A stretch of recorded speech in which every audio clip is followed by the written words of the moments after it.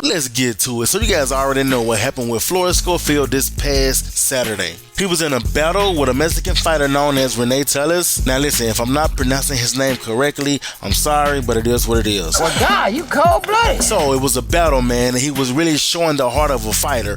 Both of those guys was. Because Floyd Schofield was still beating this guy up. Now this guy did drop Floyd Schofield, and I think he hurt him too. I think he was hurt, but he showed heart. It wasn't a robbery because he still won virtually all rounds. If I ain't mistaken, he probably only lost a round that he got knocked down in. So he still won the fight. Now, a lot of people saying that he has been exposed. Listen, I've said it once and I said it again. This right here doesn't mean somebody was exposed. He still was dominant. He showed his skills. He showed that he can get back up when knocked down. Yeah, that's facts. Listen. What happened to Tim Tszyu about 2-3 weeks ago, that was exposure. He was exposed, for real. Because not only did he get dominated and got knocked down multiple times, he also lost. Listen, Floyd Schofield did not lose. The best round for the Mexican fighter was when he hurt Floyd Schofield, and when he hurt him, he still couldn't really get him out of there.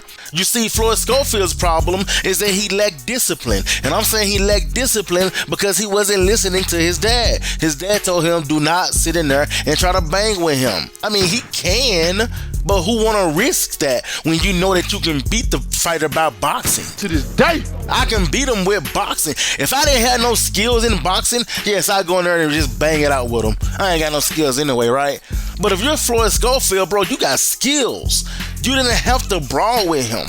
And that's what his dad was talking about. Just listen. His dad even asked him, what are you doing out there? And when a Mexican fighter did hurt him, I'm talking about he was wobbly, he was walking around the ring. He went back to his stool and he missed the stool.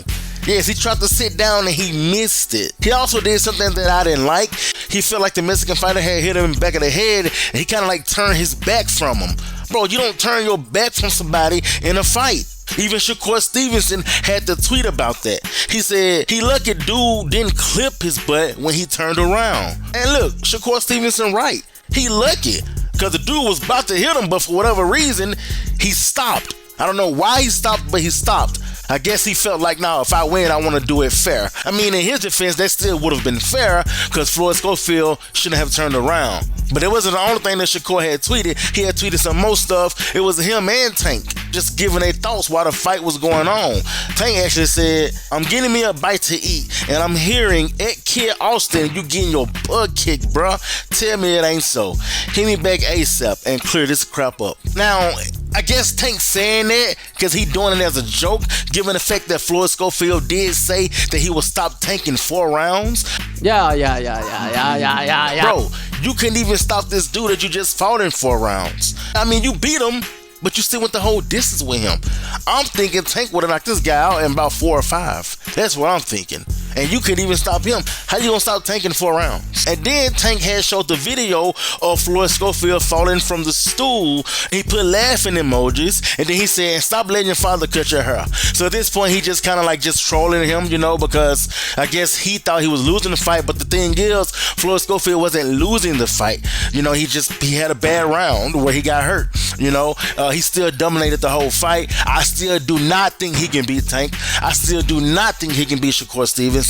He still got a little more growing to do. The guy's only 18-0, and he gonna have to understand that he just ain't ready for Tank.